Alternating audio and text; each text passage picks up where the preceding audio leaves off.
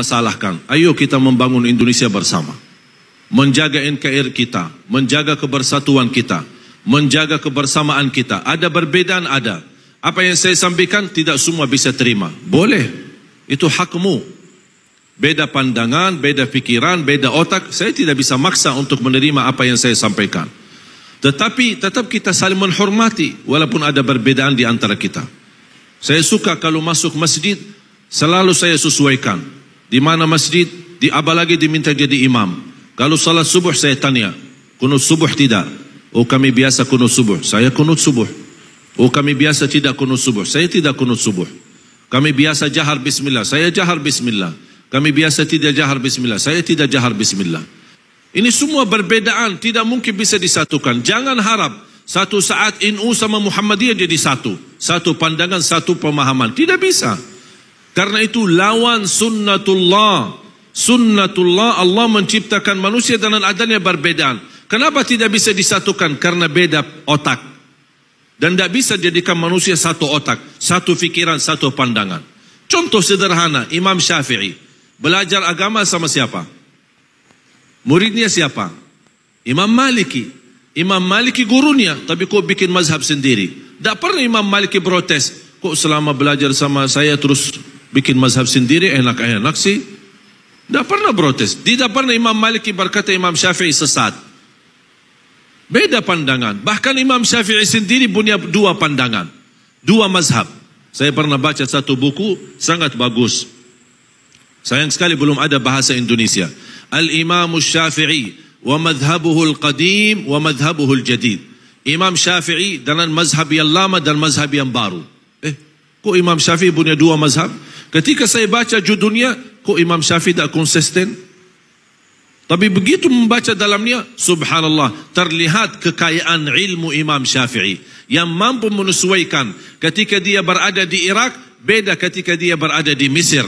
Beda budaya, beda kebiasaan, beda lingkungan, beda suasana. Makanya dia bisa menyesuaikan dengan ilmunya, cocok di Mesir dan cocok di Irak. Saya yakin kalau Imam Syafi'i masih ada, apalagi datang ke Indonesia, ada mazhab yang ketiga yang cocok dengan selera orang Indonesia. Dan perbedaan itu bukan berarti Islam, memang Islam satu, Quran satu, Nabi Muhammad satu. Apakah dasar Imam Maliki membawa agama Quran dan Sunnah? Dasarnya apa Imam Maliki? Quran dan Sunnah. Terus Imam Syafi'i apa dasarnya? Quran baru beda, Sunnah baru beda atau sama? Tapi kalau memang sama-sama membawa Quran, sama-sama bawa hadis, kenapa ada perbedaan? Bukan beda sumber agama, tetapi berbeda memahami isi Al-Quran. Yang terjadi beda pemahaman, bukan beda sumber agama. Mereka tahu semua kembali kepada sunnah, semua kembali kepada hadis, semua kembali kepada Al-Quran. Tapi memahami isi Al-Quran dan memahami makna hadis. Jangankan berbeda antara Imam Malik dan Imam Syafi'i. Antara sahabat, yang guru mereka adalah Nabi Muhammad sallallahu alaihi wasallam. Yang mereka ahli bahasa Arab murni, yang memahami bahasa Arab, yang memahami isi Al-Quran, tidak perlu dijelaskan. Tetapi banyak hal terjadi berbeda pemahaman di antara sahabat, sedangkan Rasulullah SAW membawa satu perintah. Kisah yang masyhur, hadis yang masyhur, hadis kisah Yahud Bani Quraidah. Ketika Rasulullah SAW memerintahkan mereka, kalian salat asar di Bani Quraidah. Mereka salat zuhur sama Rasul, kemudian berjalan menuju menjalani tugas ke kampung Bani Quraidah. Apa perintah Rasul? Jangan kalian salat asar kecuali di Bani Quraidah. Kalian salat asar di kampung Bani Quraidah.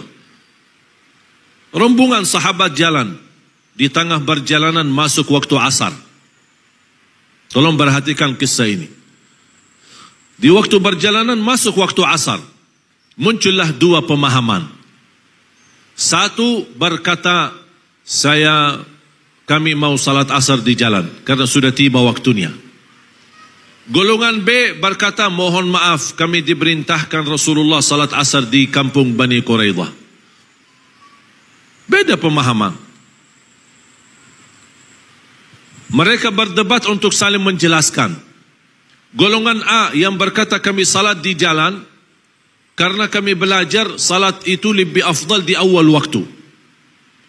Yang kedua, maksud Rasul salat asar di Bani Quraidah, bercepatlah jalan agar bisa bertemu asar di Bani Quraidah. Ini bagi tafsir, bagi ijtihad. Sahabat golongan B, mohon maaf, kami tidak mau bagi ijtihad, tidak mau bagi ta'wil, tidak mau bagi tafsir. Perintah jelas, salat asar di Bani Quraidah. Sami'na wa ata'na. Sudah selesai. Ini ijtihad, ini tidak mau bagi ijtihad. Ini bagi ta'wil, ini tidak mau bagi ta'wil. Sambika salat asar sebagian, sisanya salat asar di Bani Quraidah. Ketika mereka sampai ke Bani Quraidah, sudah tiba waktu maghrib, sedangkan mereka belum salat asar. Salat asar qada, kemudian salat maghrib. Terjadi masalah, perbedaan. Mereka kembali kepada Madinah dan bertemu Rasul. Ya Rasulullah, terjadi silsilah perbedaan di antara kami. Ada yang salat di jalan, ada yang salat di kampung Bani Quraidah, padahal sudah masuk waktu maghrib. Yang benar yang mana ya Rasulullah? Rasul menjawab, dua-duanya benar. Dua-duanya benar. Semua berdakwah di Indonesia, insya Allah saya yakin semuanya niat baik untuk Indonesia. Silahkan Bapak Ibu belajar. Siapapun yang datang ke tempat kita, tidak usah tahu latar belakangnya. Tidak usah tahu dia tamat mana. Saya tidak peduli tamatan mana. Mau dia tamatan Madinah, mau dia tamatan Makkah, mau dia tamatan Mesir, mau dia tamatan Maroke, dia mau tamatan Sudan, mau dia tamatan Hadramaut, Darul Mustafa, atau dunia tamatan Al-Ahqaf, atau apa saja, saya tidak peduli. Saya peduli isinya saya dengar. Manfaat saya ambil, tidak bermanfaat saya buang. Dan tetap guru itu kita hormati.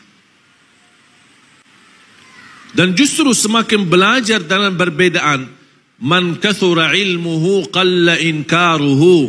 Semakin banyak ilmu kita akan berkurang mengingkari perbedaan. Yang membuat kita tidak menerima perbedaan karena kita tidak belajar. Kita hanya belajar satu pihak, membenarkan diri, merasa diri benar, yang lain sesat. Nah, ini bahaya. Oleh karena itu jamaah sekalian, sangat penting dalam perjuangan kita harus memsatukan visi. Buat subscribe YouTube channelnya Padepokan Pamungkas, follow Instagramnya juga @padepokan_pamungkas. Jangan lupa untuk like, komen, dan share video-videonya, dan juga pantengin terus kegiatan-kegiatannya supaya videonya bisa bermanfaat buat teman-teman di luar sana. Terima kasih.